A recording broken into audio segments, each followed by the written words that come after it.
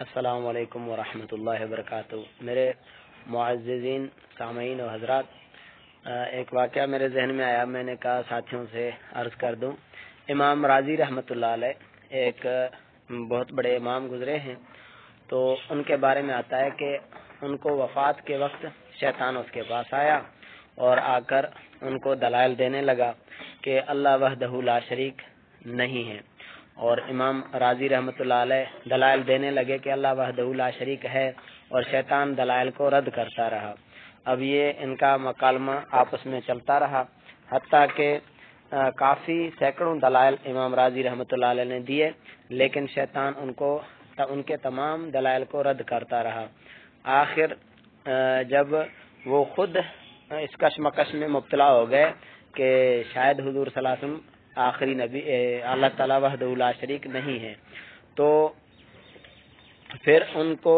اللہ تعالیٰ کی رحمت ان کی طرف اپنے شیخ کے صورت میں آ گئی، تو ان کے شیخ نے ان کو فرمایا کہ آپ جو ہے نا شیطان کو کہہ دیں کہ میں اللہ تعالیٰ کو بغیر کسی دلیل کے وحدہ لا شریک مانتا ہوں۔ جب انہوں نے شیطان کو یہ کہا کہ اللہ کو میں بغیر کسی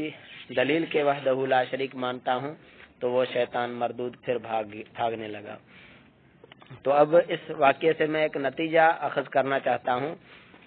وہ یہ کہ جب بھی کسی مسلمان کو کوئی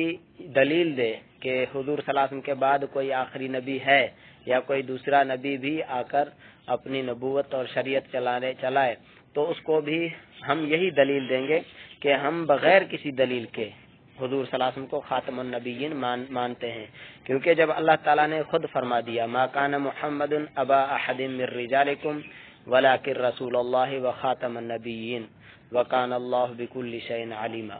کہ اللہ تعالیٰ خود فرماتے ہیں کہ محمد صلی اللہ علیہ وسلم تم مردوں میں سے کسی کے باپ نہیں ہیں، لیکن وہ اللہ کے آخری نبی ہیں، اور اللہ تعالیٰ ہر چیز کو جاننے والا ہے۔ جب اللہ تعالیٰ ہر چیز کو جاننے والا وہ اللہ کہہ رہا ہے کہ محمد صلی اللہ علیہ وسلم آخری نبی ہیں، تو اللہ تعالیٰ کے اس کہنے کے بعد کسی سے ختم نبوت کے عنوان پہ دلیل مانگنا ہی کفر ہم سمجھتے ہیں، تو اس لیے ہم کسی سے دلیل نہیں مانگیں گے۔ اگر کوئی نبوت کا دعویٰ کرے گا، ہم اس کو جھوٹا مدعی نبوت کہیں گے، اور اس کو کذاب کہیں گے، اس کو دجال کہیں گے، اس کو نبی نہیں مانیں گے۔ دوسری چیز یہ ہے کہ مجھے تعجب ہے اس بات پہ کہ ہمارے حضور صلی اللہ علیہ وسلم کو جب اللہ تعالیٰ نے خاتم النبیین کا تاج پہنایا، تاجدار ختم نبوت بنایا، تو آپ صلی اللہ علیہ وسلم سے پہلے بھی بنی اسرائیل میں سے بھی جو انبیاء تھے،